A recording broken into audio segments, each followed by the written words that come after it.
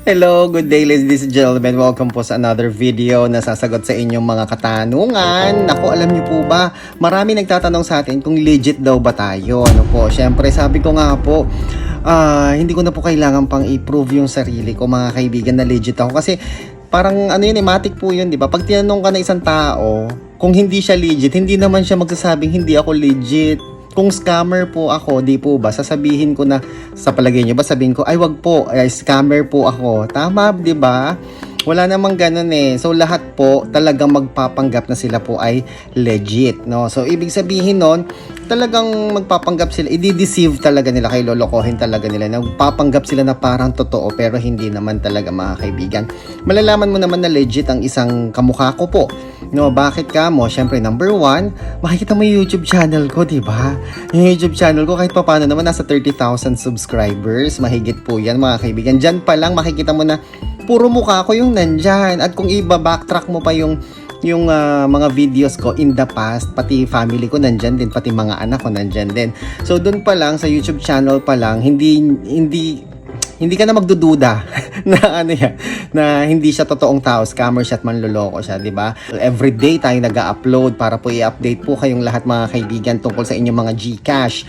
Susunod naman po, meron tayong facebook.com/DJ Chico Arellano. Doon naman po sa ating Facebook, nasa 38,000 plus subscribers po followers po tayo doon. So marami-rami din po siya mga kaibigan. So hindi tayo basta-basta maninira na lang. At saka yung Facebook page na yun, pinaghirapan natin yun i-build, no, ng matagal na panahon. 2017 pa yata. Hindi matagal na yun eh. Basta napakatagal ng page na yon.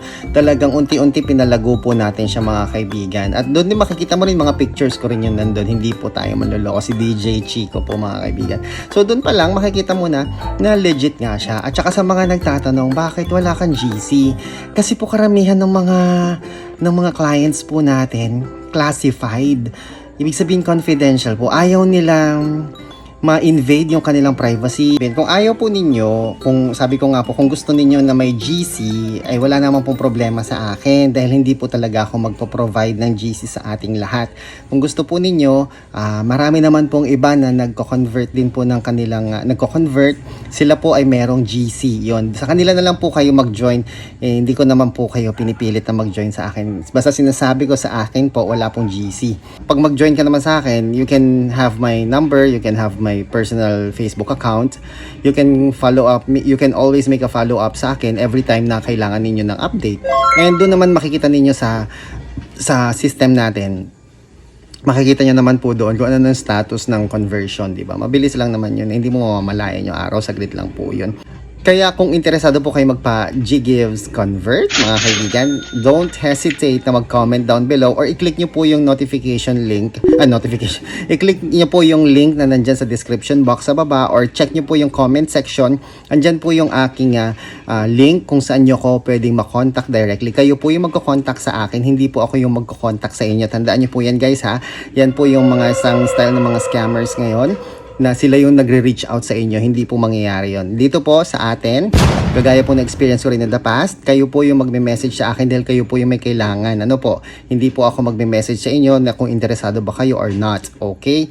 So, kung may plano kayo magpa-GGives convert, just PM me. Andyan yung link sa baba, sa description box sa baba.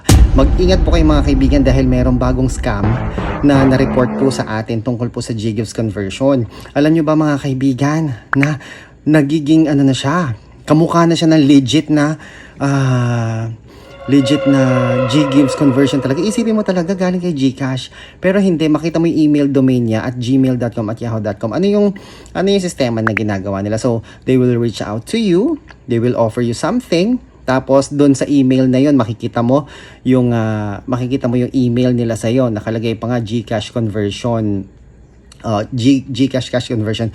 Ilalagay ko yung mga pictures na pinadala sa akin dito sa video na to mga kaibigan. Makikita nyo po dyan kung paano sila nagre-reach out sa mga merong GGives or GCash, no? Lalo na yung nakikita nila yung nagko-comment na yan. Nako, baka i-PM nila kayo tapos mag-i-email sila sa inyo. Pagkatapos ng mga kaibigan, meron kayong fill upan na form, no?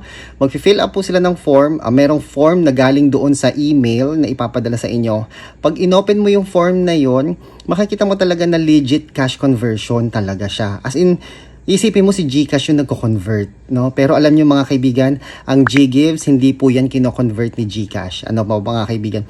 Wala pong ang GGives ay intended na pambili ng commodity, ang GGives intended po siya na pang grocery, ang GGives intended po siya na pang product loan. Hindi po siya kino-convert ni GCash sa cash. Okay po? Dahil meron siyang product, yung G-loan para sa cash loan. Okay? Maliwanag po 'yon. So, 'yon. So, ang ginagawa niya, mag-fill up ka ng form. Pag fill out mo ng form, marirealize mo na lang na hinihingi niya na yung mga personal information mo, pati GCash number mo. Mamaya-maya, pati MPIN mo na. Ladies and gentlemen, the moment na hiningi na sa inyo yung MPIN mo para sa GCash conversion, ayan na po, dyan na po tayo madadali. Bakit? Kasi hindi naman manghihingi ng MPIN ang isang kumpanya, kung GCash talaga yan, hindi sila manghihingi sa'yo ng MPIN kasi MPIN yan, personal mo yan mga kaibigan. No? So, pagka the moment na hiningan na kayo ng MPIN, no?